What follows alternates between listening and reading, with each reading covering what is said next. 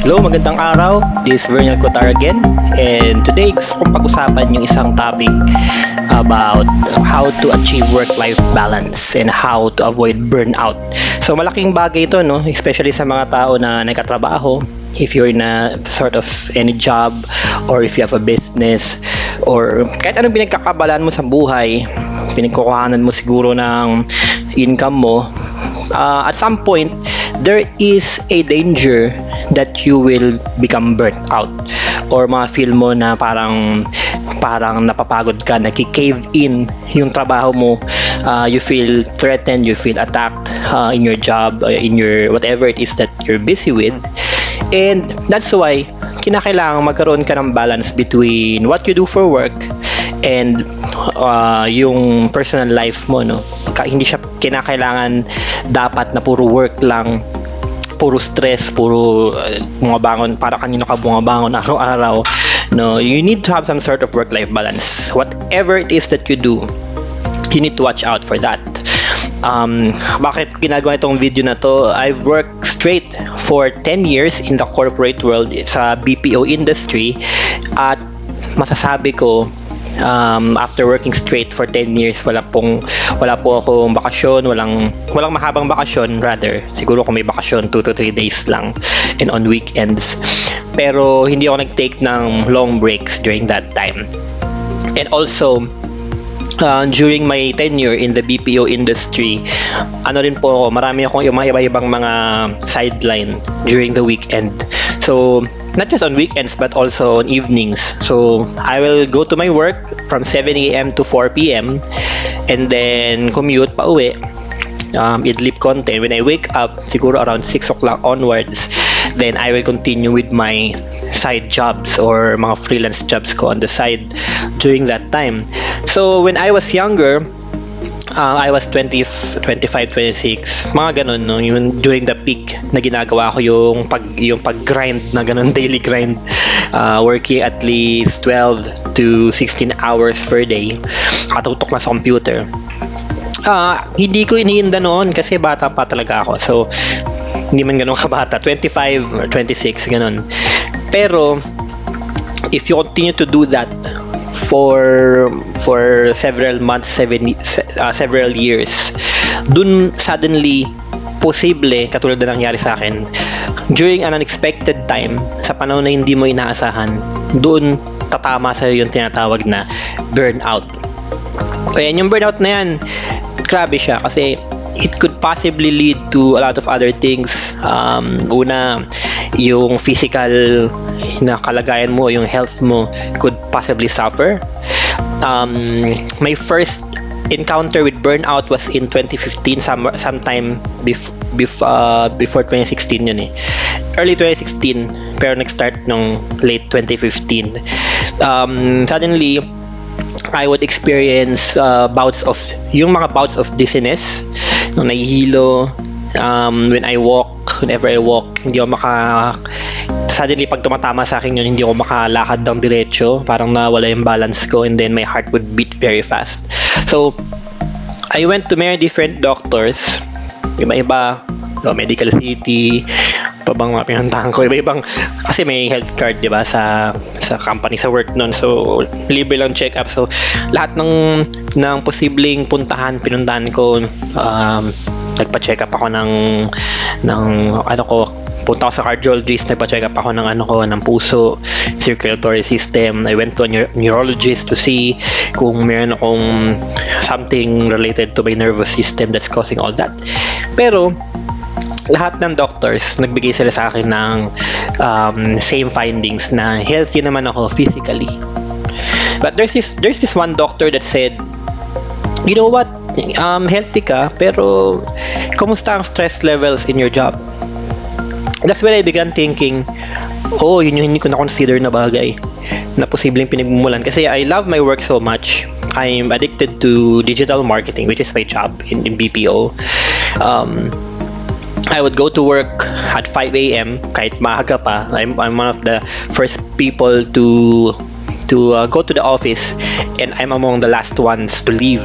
So 7 o'clock 4 p.m. usually ang labas ko, but there are times that Um, because to avoid the traffic, I would stay in the office until late evening. And sometimes yung sorry, yung freelance ko dun ko na rin ginagawa using my personal laptop. But anyway, sana ako. Yun, the doctor said, look at your stress levels and see baka yun ang nagkakos ng lahat ng yun. And then he gave me some sort of a prescription. And when I googled ko na yung prescription na yun, ito po ay simpleng pampakalma lang ng kaisipan at ng damdamin. So obviously, ang opinion ng health professional is that my physical symptoms is coming from stress. Okay? So yun, if you are burnt out from your job, if you have no balance, if you're just work, and you have no life, you have no enjoyment outside of your work, kung puro ka kayod, puro ka paglaban na lang araw-araw, that's not good for you. And I could say that because I experienced that. So number one, it could lead to a lot of health problems, yung burnout. Number two, posible din that it could lead to depression. Although it did not happen to me directly, but there are times that hindi naman siguro clinical depression yung naranasan ko, but there are times that I would feel like sobrang because of working too hard, I feel like yung simple melancholy feeling that you get whenever you go to bed at night, and then parang you're fearful of tomorrow kasi pasok na naman ako, especially on Sunday nights when you go out with your friends or your loved ones, and then pag pauwi na kayo galing sa gala nyo and then that's where it starts hitting you. Tomorrow is another Monday and I need to face a lot of reports, need to face a lot of a mountain of papers or mountain of work na hinanda sa akin ng boss ko. So that could lead to a lot of anxiety and depression. And so yun. So don't go that route. So anong solution dito? How can you avoid burnout and how could you have work-life balance? So number one way dyan is for you to decide which one is your top priority. Yan. Kasi gano'n naman ang buhay, you need to decide kung ano talagang ipa-priority mo. So in this case, when it comes to work-life balance and achieving, or avoiding burnout, ang pinaka-importanting dapat mong pagpilian ay dalawa lang. Number one, will you choose yourself or will you choose your work? Yourself or the money involved in your work? Dalawa lang yun. Now, hindi pwedeng, although usually pareho nating gusto yan, we need to be healthy, we need to be happy. At the same time, we need to have money, we need to have income, we need to have a salary, we need to have profit from our business or kung ano man. Pero ang tanong dito sa priority, if you had to pick one during a particular situation, kung puwersahin ka na mamili sa isang bagay o sa dalawang bagay, saan ba ako? Kung kinakailangan mong pumili between two things at isa lang ang kailangan mong piliin, anong pipiliin mo? Sarili mo ba or yung work mo? Okay. So let's say mataas ang BP mo kunwari, but then you have this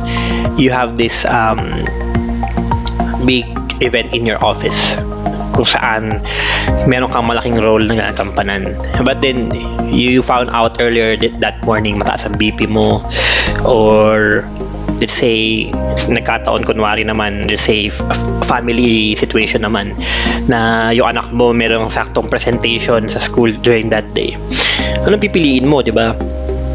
So doon magkakatalo yun. If you choose your work, walang problema, pero that means na yun ang priority mo, diba, in your life. If you choose your family, if you choose yourself and your happiness, if you choose your health,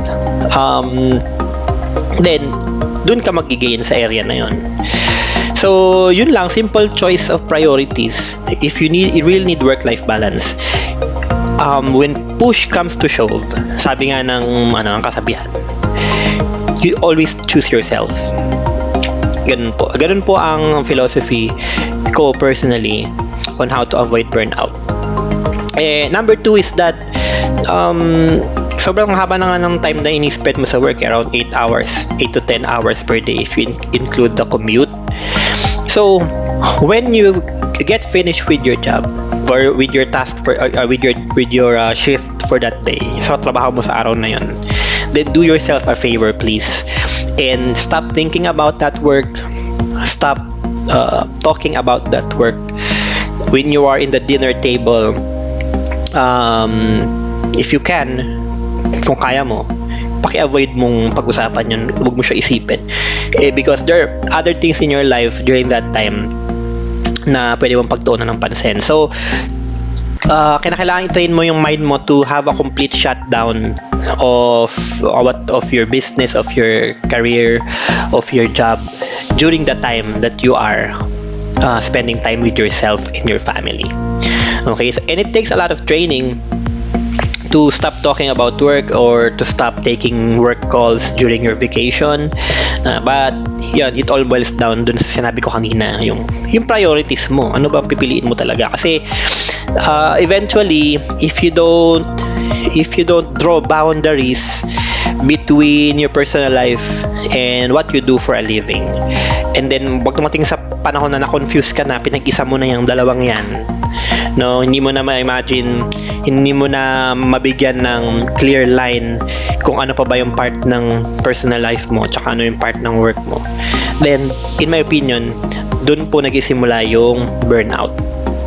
There should be a clear demarcation between the two at wag nyo po silang paghahaluin anytime. That's why when you're working from home, marami pa rin nababurnout. You know why? Because nag-work from home ka nga pero yung desk mo katabi ng kama. So na-confuse ka ngayon kasi natutulog ka sa gabi, but then pagtingin mo dun sa gilid, nakita mo yung work desk mo. So psychologically, nahihirapan yung katawan mo mag-process na nasaan ba ako? Am I in my place of rest or am I in my place of work? And nag-lead po yun sa stress and what do you call this? Burnout. So yun. So marami pa akong tips about work-life balance, pero sa ngayon yun lang.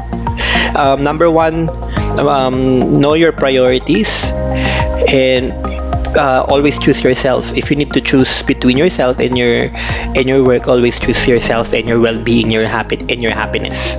Okay? At yun nga, may pangalawa.